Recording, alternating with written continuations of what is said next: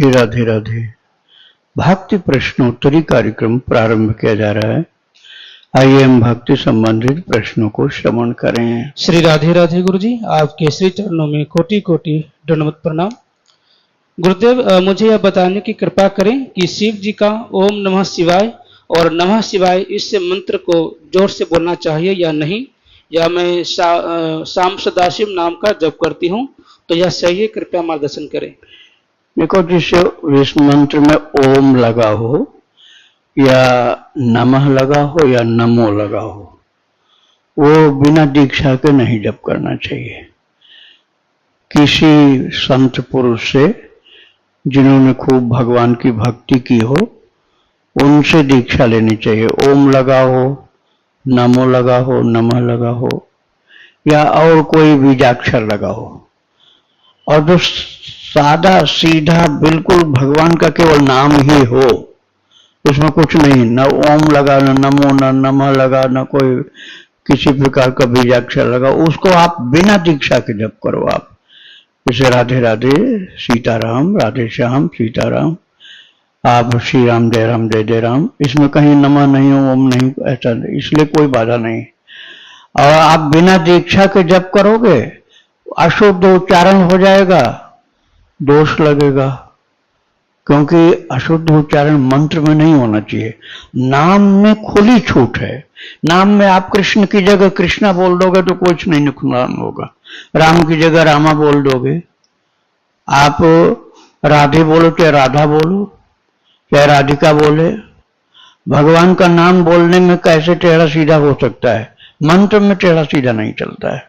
राधे राधे। गुरुदेव भगवान, मैं दीक्षित हूँ। जहाँ ठाकुर जी का मंदिर है घर में, उसी जगह छोटी सी ठाकुर जी की रसोई बना लूं और भोग भगवान का अलग बनाऊं तो सही है? घर की रसोई से दूर।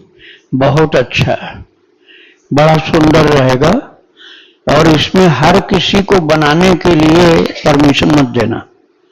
इसमें स्वयं बनाओ या कोई बहुत श्रद्धावान भक्त हो वो बनावे, सब लोगों को मत छूने देना, तो पवित्रता बनी रहेगी।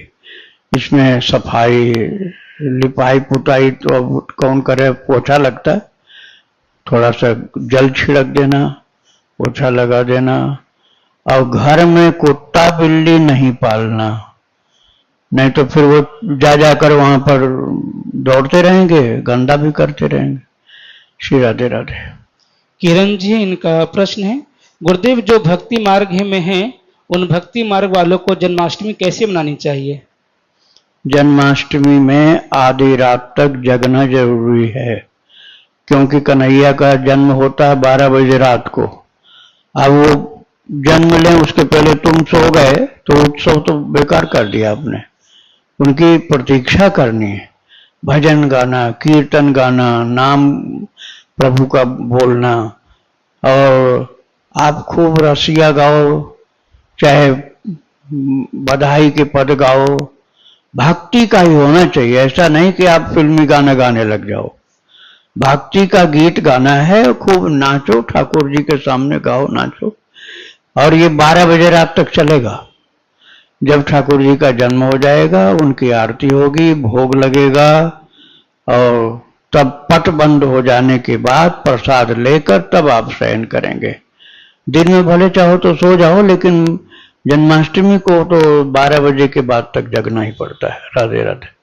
शैलेश जी, इनका प्रश्न है, गुरुदेव आपके कृपा से और सभी संत जनों के आशीर्वाद से मैं 3 साल से नाम जप कर रहा हूं, पर जब से मैंने नाम जप चालू किया है तब से बहुत आर्थिक तकलीफ और समाज में बहुत ठोकर लगी है। ना तो बिजनेस में कुछ हो पा रहा है, जो भी बिजनेस करने जाता हूं वहां से पूरा लॉस ही हो रहा है। अब इतना डिप्रेशन में हूं कि क्या ही करूं। अब घर भी बिकने के कगार पे आ गया है, और मेरे ऐसे कितने संचित पाप कर्म हैं कि तकलीफ कम ही नहीं हो रही है। मुझे जिसको पैसे देने हैं उसको घर बेच के पैसे देना है, पर 2 साल से घर भी नहीं बिक रहा है। बहुत परेशान हूँ, नाम जप के अलावा कोई सहारा नहीं है, बहुत परेशान हूँ। कृपया मेरी आध्यात्मिक तरीके से मदद करें और कोई ऐसा उपाय बताएं जिससे कि सब कुछ ठीक हो जाए। ये परीक्षा की घड़ी है, धीरज खो दिया तुमने और भजन में आप पीछे हट गए, आलस्य प्रमाद कर दिया, तो आप फेल हो गए परीक्षा में।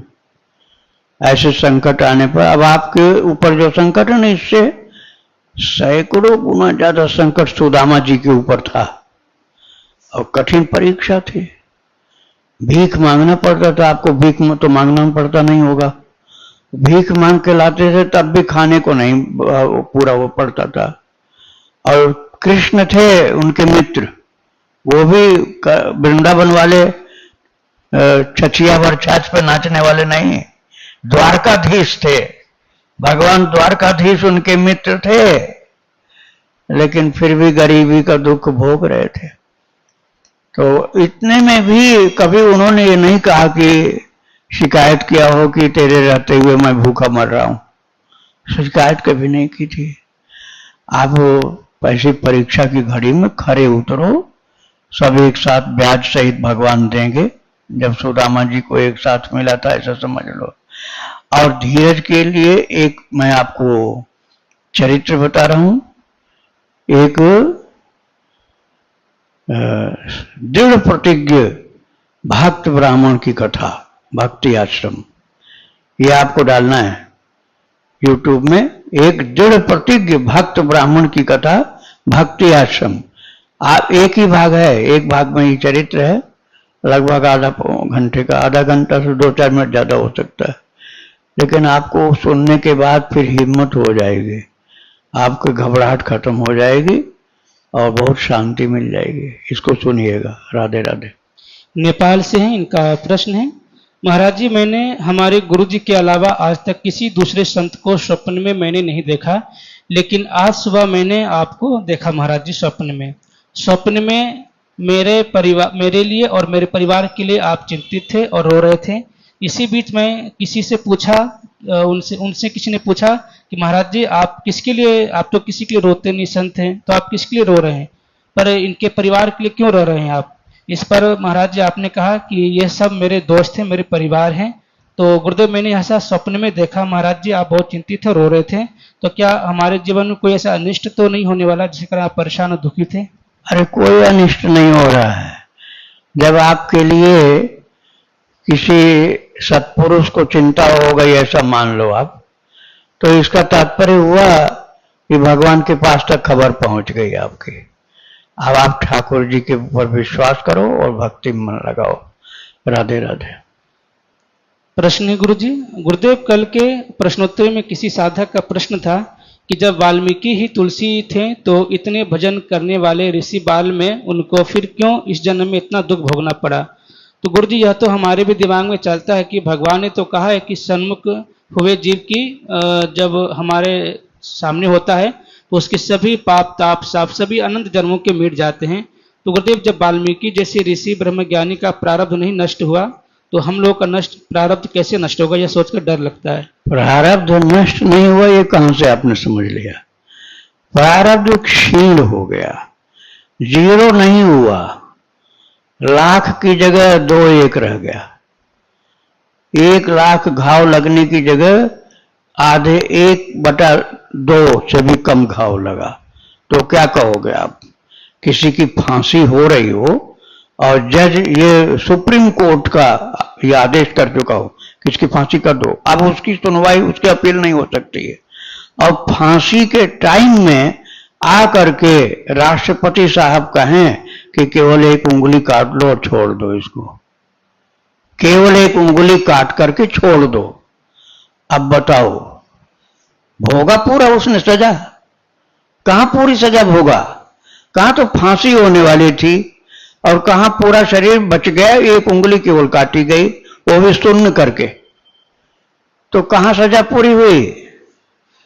दया देखो, कृपा देखो, कहां फांसी होने वाली थी वो नहीं होने पाई। 1 उंगली 1 नयन कर तजा भवानी। आप अरण्य कांड में देखो, जयंत की कथा मिलती है, कौआ का रूप धारण करके सीता माता के शरीर पर चोंच मारा था और घायल कर दिया था, और भगवान ने ब्रह्मास्त्र छोड़ा था, वो ब्रह्मास्त्र उसको निश्चित ही जला के राख कर देता। लेकिन भगवान ने केवल पूरे शरीर को जिंदा छोड़ दिया, एक आंख को ज्योतिहीन कर दिया, एक आंख को, दोनों नहीं। जैसे मैंने बताया ना कि फांसी की जगह पर एक उंगली केवल हटा दी गई सुन्न करके, तो उसको क्या कहोगे कि आप माफ नहीं किया गया? अरे भाई पूरा ही माफ कर दिया गया, बहुत जरा सब उसको भाला की जगह मच्छर काट लिया, ऐसा समझो। भाला मारा जाना था, उसकी जगह एक मच्छर काट लिया, इतना हुआ। तो ये तो छूट ही गए। कितना रत्नाकर डाकू थे, इस बात को भूल गए, वाल्मीकि याद रहे आपको। रत्नाकर डाकू थे, न जाने कितने प्रकार की इस प्रकार की हत्याएं उनके द्वारा हुई थी कि उनको बहुत भयंकर दंड मिलने थे, लेकिन केवल बचपन में थोड़े समय तक उनको कष्ट मिला। माता पिता नहीं रहे, चुनिया दासी नहीं रही, तब भगवान को चिंता हुई कि माता पिता के बाद चुनिया दासी भी मर गई, अब कौन खिलाएगा? तो स्वयं शिव जी की आज्ञा से भगवती अन्नपूर्णा आकर के तुलसीदास के छोटे से बच्चे स्वरूप को, राम बोला नाम था, उस समय गोद में बैठा के अन्नपूर्णा जी खिलाती थी और साल भर खिलाई थी। साल भर अन्नपूर्णा जी रोजाना गोद में बैठा के भोजन कराती थी। एक दिन एक कोई पंडित था, वो बड़ा पीछे पड़ गया साल भर होने के बाद।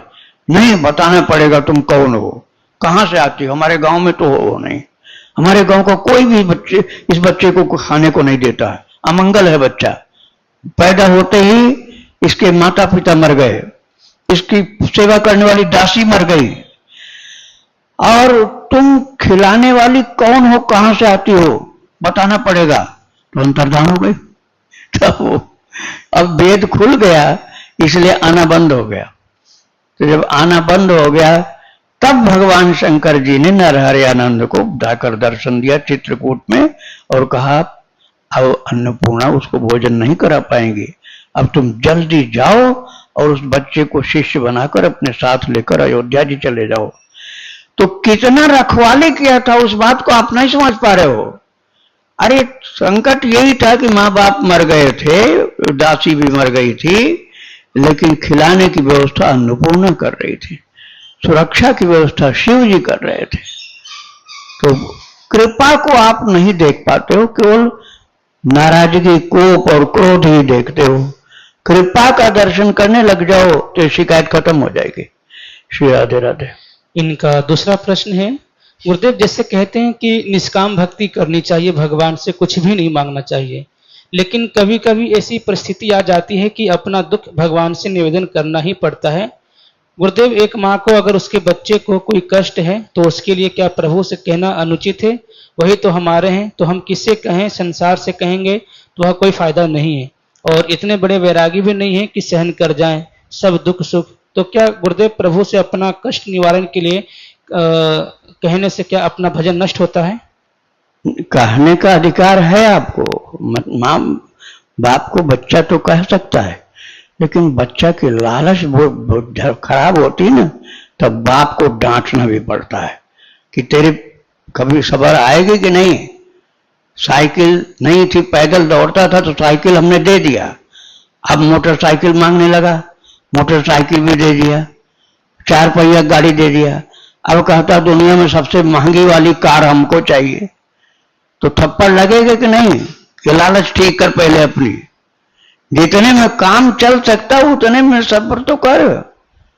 साईं इतना दीजिए जामे कुटुंब समाए, मैं भी भूखा न रहूं साधु न भूखा जाए, यहां तक की मांग ठीक होती है।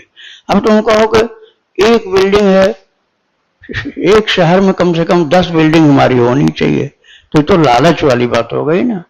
तो जरूरत भर की शिकायत आप अपनी डिमांड भगवान से कर सकते हो, लेकिन लोभ लालच की पराकाष्ठा किसी को अच्छी नहीं लगती है, तो भगवान को कहां से अच्छी लगेगी।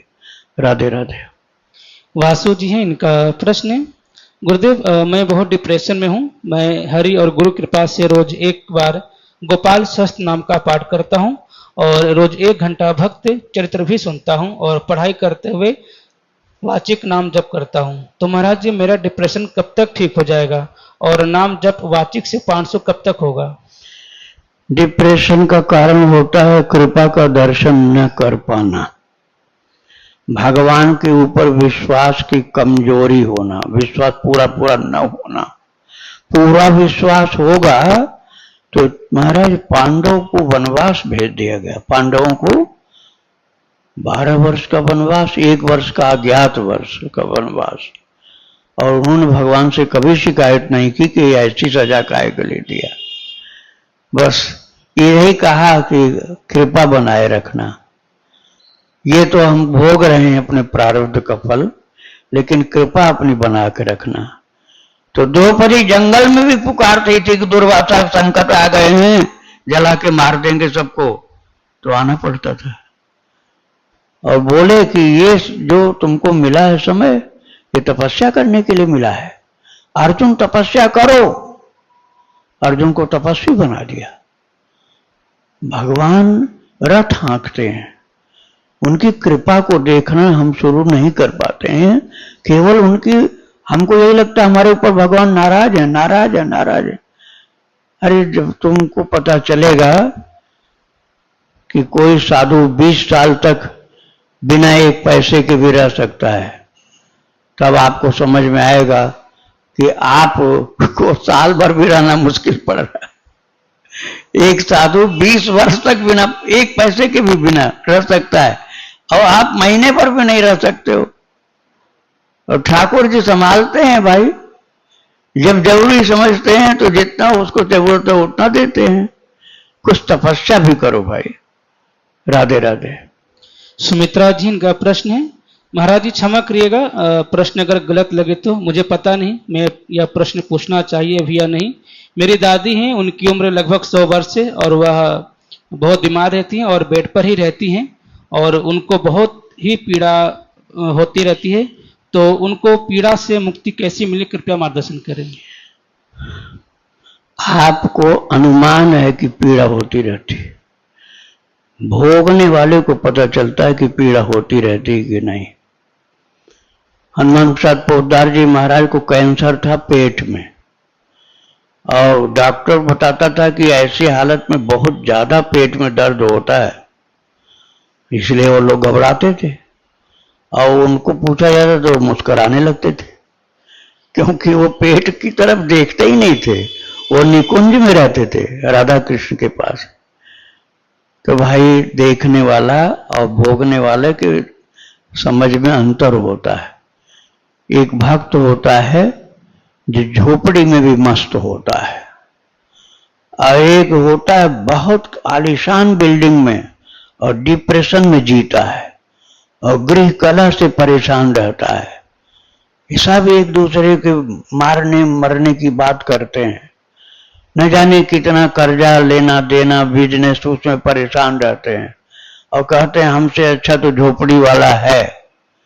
ये मानते हैं वो कि हमसे अच्छा झोपड़ी वाला है, लेकिन झोपड़ी में जाने को तैयार नहीं है। वो रहेंगे हवेली में ही और झोपड़ी वाले की बड़ाई करते हैं, अरे हमसे अच्छा तो वो आराम से रहता है।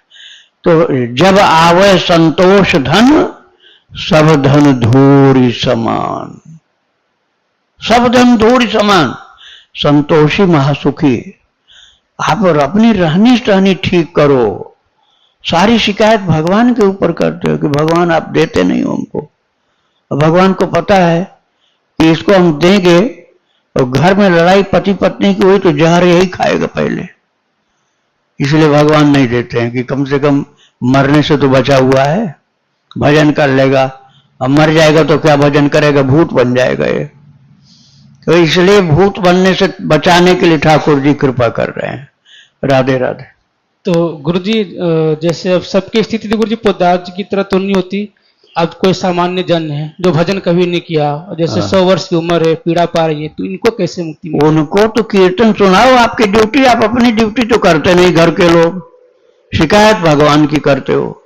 आपकी ड्यूटी ये है कि बुढ़ापे में उसकी सेवा करो।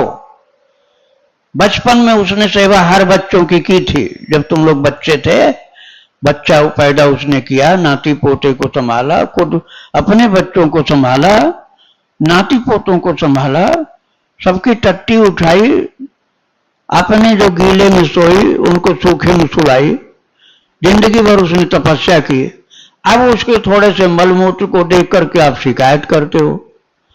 तो आप अपनी ड्यूटी तो करो, उसको जरूरत पड़ने पर दवाई खिलाओ, चाय पिलाओ, दूध पिलाओ, भोजन कराओ, बिस्तर बदलो। क्यों उब रहे हो कि 100 वर्ष की हो गई हो? अरे 100 वर्ष से ज्यादा उसको भगवान जिलाना चाहते हैं तो आप क्या कहोगे कि इसको किसी तरह से मार दिया जाए? और ज्यादा पाप हो जाएगा यदि मार दिए तो ऐसे नासमझी मत करो। ऐसे की सेवा की जाती है। आपको पता नहीं है, अनाथालय चलते हैं और हमारे श्री वृंदावन धाम में तो अनिरुद्धाचार्य जी महाराज गौरी गोपाल आश्रम जो है ऐसे माता पिता की सेवा करते हैं जिनके नालायक बच्चों ने घर से निकाल दिया है। और नालायक ही कहे जाएंगे वो जो अपने माता पिता को घर से निकाल दिए हैं और वो पालते हैं उन माता पिता को। तो आप उनसे सीखो कि गैर माता पिता की वो सेवा कर रहे हैं, आप अपने माता पिता की सेवा क्यों नहीं करते हो? राधे राधे। बिमला जी हैं गुरुजी, उनका प्रश्न है, महाराज जी मैंने अपने जीवन में बहुत लोगों को, जैसे सास ससुर, मेरी माता, अन्य रिश्तेदारों को अंत समय में बिस्तर पर ही पाया है। वो इतने असहाय थे कि भगवान का नाम भी नहीं ले पाते थे। महाराज जी मैं भी पिछले 35 वर्षों से बीमार ही रहती हूँ और डरती हूँ कि मेरा भी अंत इसी तरह बिस्तर पर ही असहाय अवस्था में न हो। मैं यथाशक्ति ठाकुर जी का नाम जप करती हूँ और लेने की कोशिश भी करती हूँ नाम जप, लेकिन बहुत डर भी लगता है कि कहीं जीवन यूं ही व्यर्थ न चला जाए और इसी अवस्था में मेरी भी मृत्यु न हो जाए। तो गुरुदेव कृपया मार्गदर्शन करें, ऐसे में क्या करूं? ऐसे में ये करना है कि रोजाना भक्त चरित सुनो, सुबह शाम दोपहर रात में भक्त चरित सुनो। उससे आपको धीरज मिलेगा, साहस बढ़ेगा, भगवान की कृपा पर विश्वास होगा, आपको परेशानी नहीं होगी, मानसिक परेशानी नहीं होगी। ठाकुर जी के सहारे आप आनंद से रह लोगे। बुढ़ापा और ज्यादा आ जाएगा तब भी हंसोगे आप कि ठाकुर जी हमारे साथ खेल रहे हैं, दर्शन दे रहे हैं। तो आप भक्त चरित्र श्रवण करो, उससे आपको शांति प्राप्त होगी। राधे राधे। पूर्णिमा जी हैं, इनका प्रश्न है, गुरुदेव मैंने शिव भगवान को अपना गुरु बनाया हुआ है और उन्हीं का मंत्र जप करती हूँ।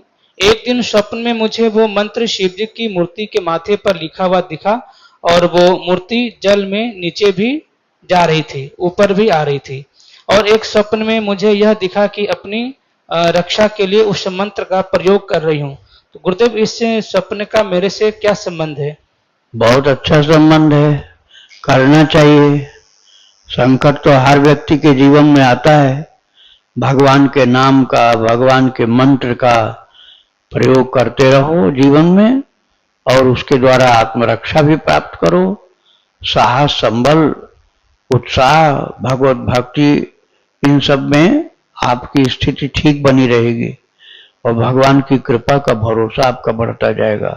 तो मंत्र नहीं जपोगे, भजन नहीं करोगे तो जो कुछ हिम्मत है ना वो भी बेकार हो जाएगी और कायर बन जाओगे, डरपोक बन जाओगे और आप अपने को बेसहारा समझोगे। और भजन करते रहोगे तो भगवान का सहारा महसूस करते रहोगे। राधे राधे। तरुण जी, इनका प्रश्न है, गुरुजी क्या यह कथन सत्य है कि भगवान श्री राम और भगवान श्री कृष्ण का अवतार केवल हर महायुग के 28वें त्रेता और द्वापर युग में ही होता है? अगर ऐसा है तो प्रभु जी मनुष्य फिर इससे पहले के बाद के युगों में भगवान के किस मुख्य अवतार का चिंतन, मनन और श्रवण करते हैं? कृपया गुरुदेव बताने कृपा करके इस कथन में कोई सत्य है या नहीं? आज से 700 वर्ष पहले भगवान श्री राम जी अर्थात प्रभु ईश्वर रामानंद भगवान के रूप में आए थे और 112 साल तक शरीर धारण किए रहे और उसके बाद 200 वर्ष और बीत जाने के बाद अब से 500 साल पहले भगवान चैतन्य महाप्रभु के रूप में आए थे और वो 48 वर्ष तक भक्तों के बीच में शिक्षा, उपदेश, लीला इतना ज्यादा प्रदान किए कि आज भी उनके नाम का संप्रदाय चल रहा है और भक्ति की प्राप्ति हो रही है। भगवान के अवतार तो बहुत हुए हैं, आप किसी अवतार के चरित्र को तो सुनो, तब आपको ज्ञान होगा, और फिर उनके चरणों का आश्रय लो, उनकी परंपरा से जुड़ो, भक्ति करो, तभी कल्याण होगा। राधे राधे। श्री राधे राधे श्री महाराज। राधे राधे राधे। ये सब संतों की, अभी मीराबाई जी की चरितावली सुनी, हाँ तो सब संतों की चरितावली सुनते हैं तो लगता है कि इनको जो दृष्टिगोचर था वो हम कहाँ ढूंढे, और शरीर की अनुकूलता का भी भान बराबर बना रहता है। वो लोग तो शरीर भाव भूल गए थे और प्रभु उनको मिल गए थे। हम सुनते हैं, हमको लालसा जगती है कि हम प्रभु को ढूंढ लें, कहीं दृष्टिगोचर हो जाए, कहीं मिल जाए, पर हमारा शरीर भाव भी बराबर बना रहता है। तो ये एक ऐसी स्थिति का अनुभव होता है कि कहीं हम बगुला भगत तो नहीं बन रहे हैं, कहीं इनको ढूंढने निकले हैं, पर फिर भी खुद की अनुकूलता को तो बराबर रखते हैं। नहीं नहीं, आप बगुला भगत नहीं हो, आप हंस भगत हो, चिंता मत करो। आप ठाकुर जी की भक्ति में लगे हुए हो, और तन बिन वेद भजन नहीं बरना। बिना तन के अर्थात बिना शरीर के भक्ति वेदों में भी नहीं लिखी हुई, अर्थात शरीर का इंपॉर्टेंस है। और ये शरीर जो मिला है, जितने समय के लिए मिला है, उसका उपयोग कर लेना चाहिए, नहीं तो मन पछताई है अवसर बीते। इसलिए पछताने का मौका अपने को देना नहीं। फिर भी यदि किसी को मान लो शरीर छोड़ना ही पड़ गया और जो लक्ष्य था वो पूरा नहीं मिल पाया, तो भगवान ने वचन दिया गीता जी के 6ठे अध्याय में कि मैं उसकी भक्ति को नष्ट नहीं होने दूंगा। मैं उसकी भक्ति को, न मे भक्त प्रणश्यति, मैं उसकी भक्ति को नष्ट नहीं होने दूंगा, और अगले जन्म में मैं उसको सारी भक्ति का पूंजी का धन उसको दे करके भेजूंगा। और प्राप्य पुण्य कृताम लोकानुषित्वा शाश्वती समा शुचि नाम श्रीमताम के हे योग भ्रष्टो विजायते।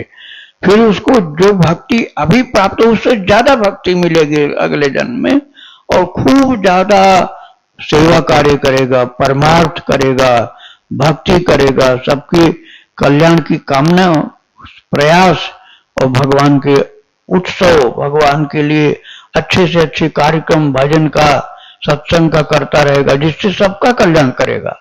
अभी तो अकेले कर रहा था, वो बहुत लोगों का करेगा अगले जन्म में। जैसे मुचकुंद भक्त की कथा आती है कि मुचकुंद भक्त को भगवान ने जब गुफा में दर्शन दिया और चाहे कि प्रभु आप अपने धाम में ले चलिए या मोक्ष दे दीजिए, बोले नहीं, एक बार तुम्हें जन्म लेना है नरसी भक्त के रूप में, और जब तुम नरसी भक्त बनोगे तो लाखों करोड़ों जीवों का उद्धार तुम्हारे द्वारा होगा। इसलिए मेरी इच्छा है कि ये पवित्र कार्य तुम इतने अच्छे हो कि तुम्हारे द्वारा मैं कराऊं। तो इसमें घबराना नहीं चाहिए। ठाकुर जी जो सेवा लेना चाहते हैं उस सेवा में ही अपने को संतुष्ट रखना है। उनकी सेवा करने के लिए शरीर मिला है, इसलिए निराश होने की आवश्यकता नहीं। श्री राधे राधे।